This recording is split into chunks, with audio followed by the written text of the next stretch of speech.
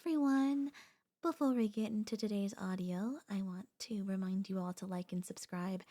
It really helps me push me on the algorithm and it motivates me to keep going.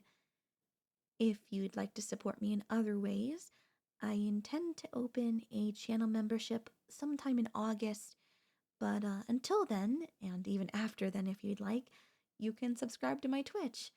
I recently hit partner and I want to continue to grow, so if you like my voice, even just by itself, consider swinging by. Anyway, enjoy the audio. You're slightly early.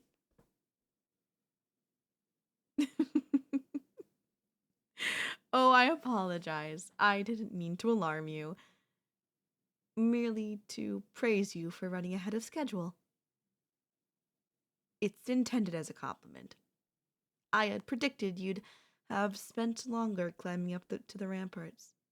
But clearly I underestimated your ability with the grappling hook. You can put that silly dagger away, dear. It certainly looks very impressive, but I'm afraid you won't be using it tonight.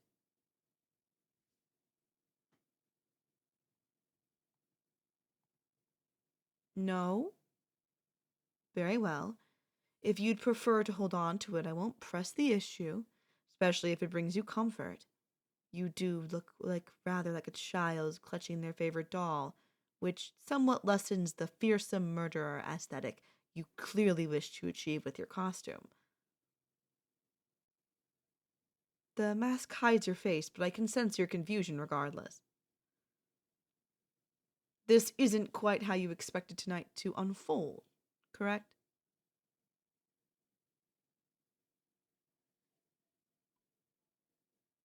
I suppose that slow nod will have to do as a response. I don't know why I expected more. It's not like assassins are famed for their talkativeness. Allow me to guess how you envisioned this assignment. A stealthy entrance through that window before finding me deep in sleep, entirely ignorant of the end of my life drawing near. One quick stab, and then it's back the way you came, on the road disguised as an ordinary traveler before my corpse is discovered. The Queen of Lysenne, murdered in a locked room. A mystery that will remain unsolved for eternity. Does that sound right?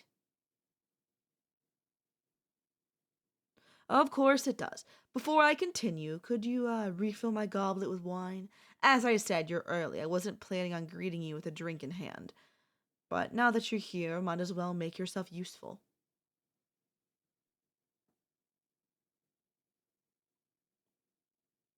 A dangerous thing. Trusting an assassin with preparing a drink. I'm sure you have had at least a dozen different vials of venoms and toxins on your person. Still, something tells me you won't use them. At least until you've heard what I have to say.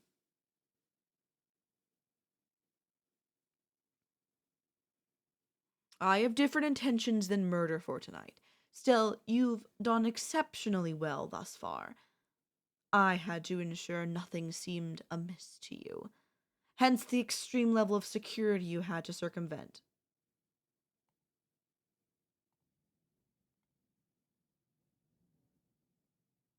Out of interest, did you have to swim through the moat?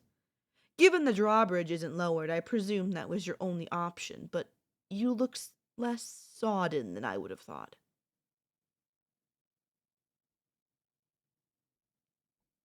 Really? I never anticipated you could have used your grappling hook to tightrope walk between the outer and inner battlements. Very well done. Now, what about the dog patrols? I ordered the guards to ensure their routes and times would be entirely random, so I just have to know how you infiltrated your way through. I haven't heard a single bark while I've been waiting, so you must have been very stealthy.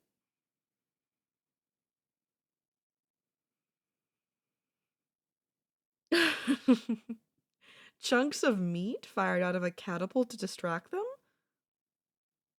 In all my planning for this night, I never could have envisioned something so devious. I am thoroughly impressed. Is that a technique the Wretched Blades teach all their acolytes, or something you devised personally?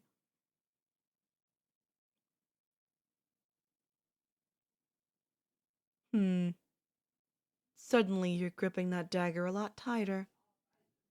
Did I say something to offend you? You seem rather distressed.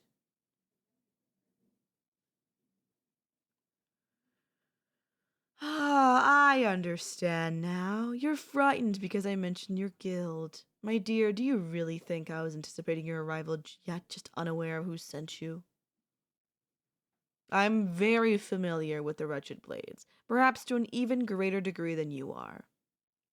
Of course, everyone's heard the stories. There isn't a tavern on the continent where dreadful tales aren't whispered when the lanterns run low. Immoral killers with no mercy can appear and vanish with the flicker of a candle. Wealth, power, and status matter not to them. Emperors, archbishops, and nobles have all fallen victim to their blades. I, however, understand the reality of the enterprise. I have always contracted your guild myself several times. On the few occasions where diplomacy and subterfuge have failed. Always with the flawless results, even if the cost of the contract is exorbitant. If I recall correctly, from my visit to your headquarters many years ago, the black cowl you're wearing indicates your status as, despicable, correct? The lowest rank of assassin? Above the acolytes in training? I'm sure a contract of this importance would elevate you to the gravy cowl worn by the bone wraiths before you finally ascend to the elite status of the ivory blade. And get to wear one of those repulsive skull masks.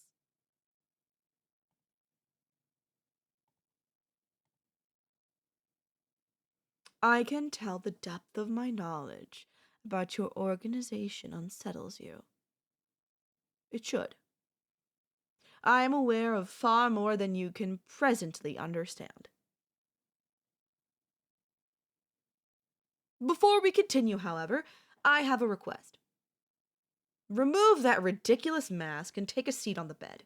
It feels like I'm talking to a mannequin. Despite the fact you came here tonight intending to kill me, we can still have a civilized conversation.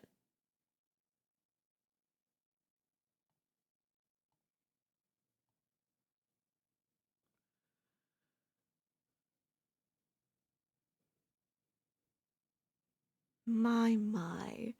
I don't know what I was expecting exactly, but I am pleasantly surprised. I suppose you naturally imagine assassins to have a face covered in scars or marred by pockmarks, but you look so boyish. It's rather charming. I could easily see you in a minor courtier in my palace, having many dalliances with noblewomen.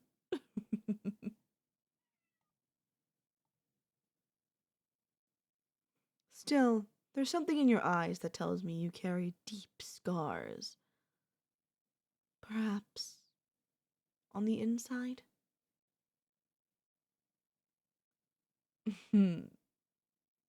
That scowl is unbecoming of you, my dear. I apologize if my compliments have punctured the aura of fear you assassins are taught to adopt. But the truth is, I fail to find you anything other than adorable.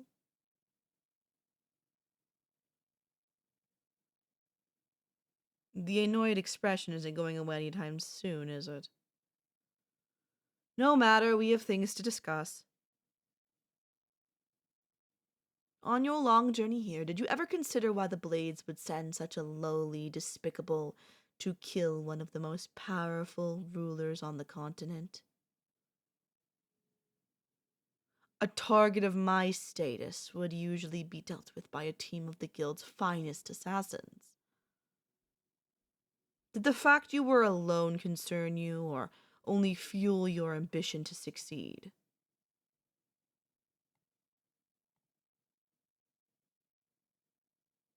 So you did feel confused. Thank you for your honesty. I had suspected you harbored doubts about this assignment. Your traveling speed began to slow considerably as you drew nearer. And why else would you have stayed for an additional 2 days at the tavern in Harlow?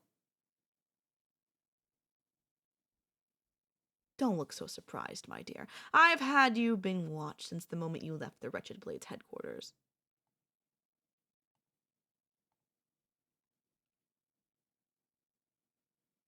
You've been followed for every step you've taken since your arrival here. And I arranged for specific interactions to take place to learn more about your state of mind. The talkative little girl who insisted you play dolls with her in Elsby, the old man begging for coin on the side of the road, and of course the flirtatious barmaid at the Harlow Tavern, all my operatives, extensively trained in providing me with detailed reports on their conversations with you.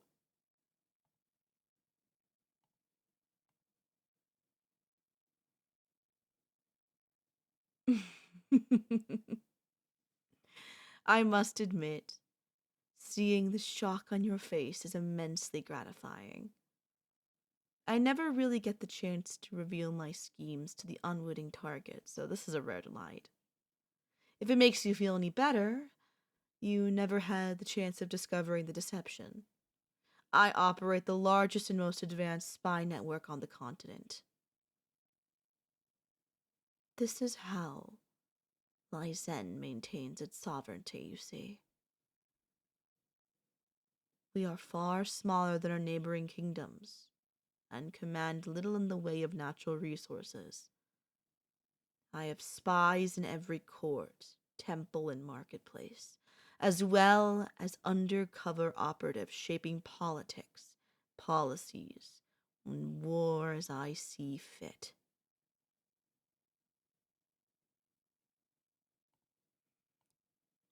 I see all.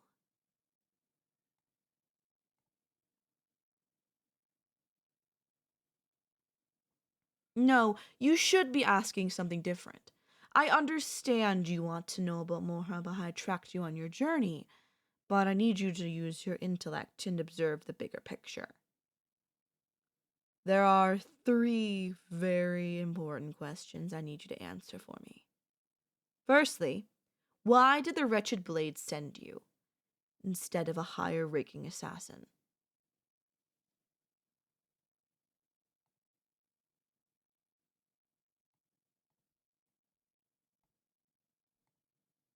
Correct.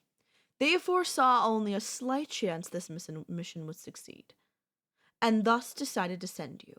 Someone who they had invested less resources in and would be easier to replace. Does that revelation provoke any emotion in you? Sadness? Anger?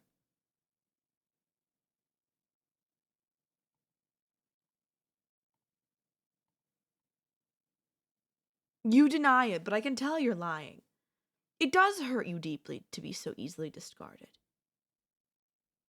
That is perfectly valid. Consider the harsh training they put you through, though, instructing you to maim and kill since you were barely old enough to hold a knife, giving you a purpose. Everything you suffered, the trauma you endured, just to be sent on a suicide mission. Don't turn away. I understand you've been taught to you're displaying an emotion as weakness, but I will not punish or mock you. I feel empathy for you in your predicament. You're barely a man, but you've been through so much, seen and done things no child should.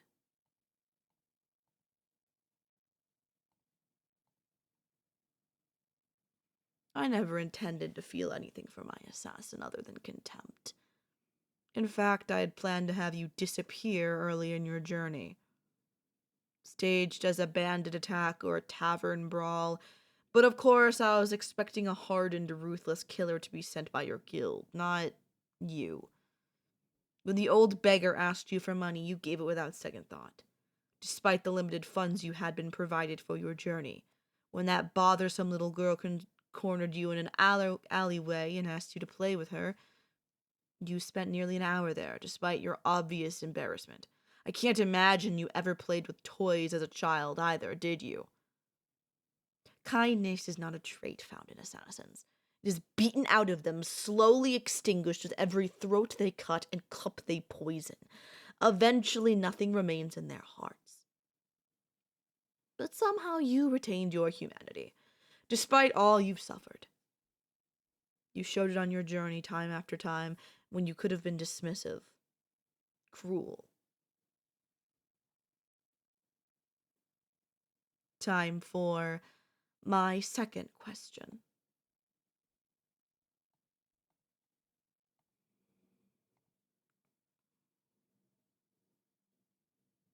The Wretched Blades accepted a contract to assassinate me. Who placed it? I have many enemies after all. Think hard. Just want to see how calculating you can be.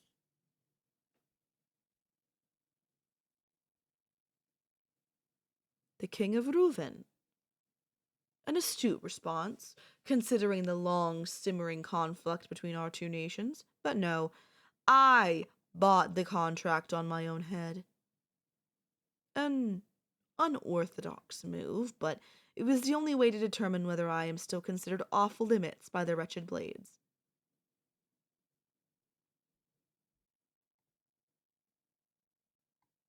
You see, many years ago I reached an informal agreement with your leader, the Crone, in return for sensitive information I provided regarding another kingdom's succession plans. I was considered protected, with any assassination contracts placed against me to be refused. However, we both know your guild isn't prosperous as it once was.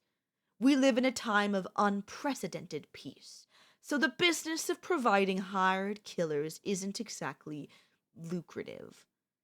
In such circumstances, will the agreement be honored if a high enough price was placed on my head? As we can see from your arrival here, unfortunately not.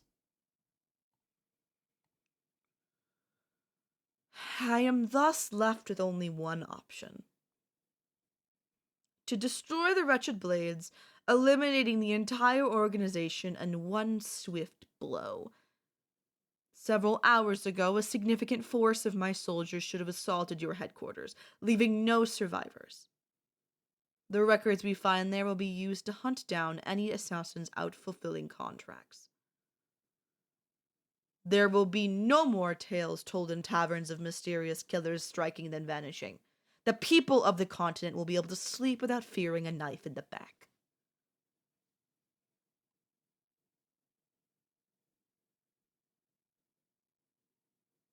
You look distressed again. I hope it's not out of pity for the other blades. We both know that your empathy makes you a rarity among your peers. No one will mourn those cruel, violent butchers.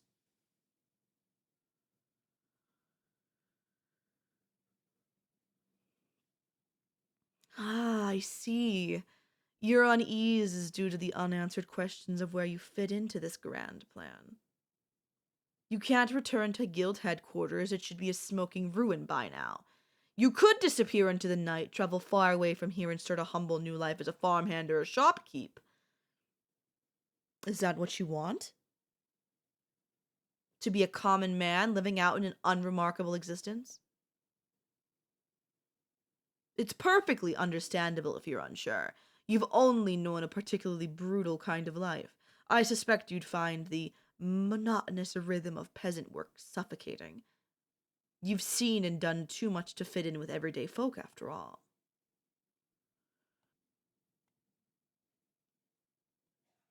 What if there was another option? Where you stayed here with me? No, not as my prisoner. What use would you have? I have for you, rotting in a dank cell underground. I wish to employ you as my personal attendant and bodyguard. No one knows best how to defend assassins than a former assassin. You infiltrated this castle expertly, and now you could use your skills to defend it.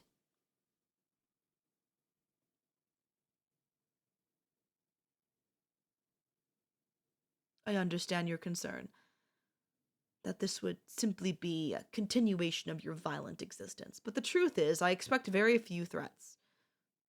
that, wouldn't be swiftly thwarted by my regular guards and spy network. The prospect of you needing to use a blade again is slim. Besides, my interest in you runs deeper than simply having you trail behind me like a guard dog.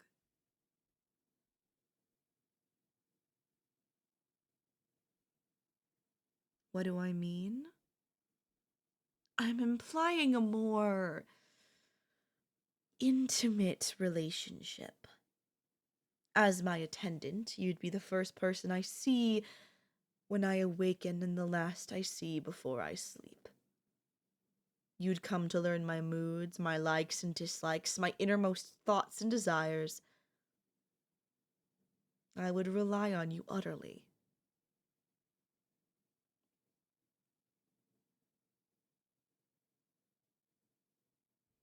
Somehow that makes you look even more nervous.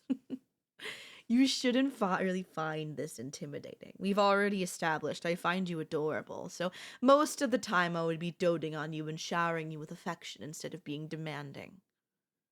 Or is that what makes you nervous? You haven't experienced much kindness from your previous employers. You probably have no real idea what affection is, do you?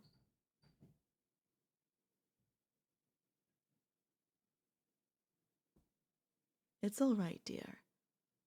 I see your shoulders stiffening. I know how difficult it is to suddenly receive a tenderness after a childhood filled with pain. You'd probably prefer to be beaten with canes than to feel real emotions kindness provokes within you. But I promise you, in time your resistance to be loved will fade away. My third and final question, then. What is your choice? If you wish to run, you'd best escape now before dawn begins to break. But if you wish to stay with me, please bolt that window you climbed in from. The room's getting cold.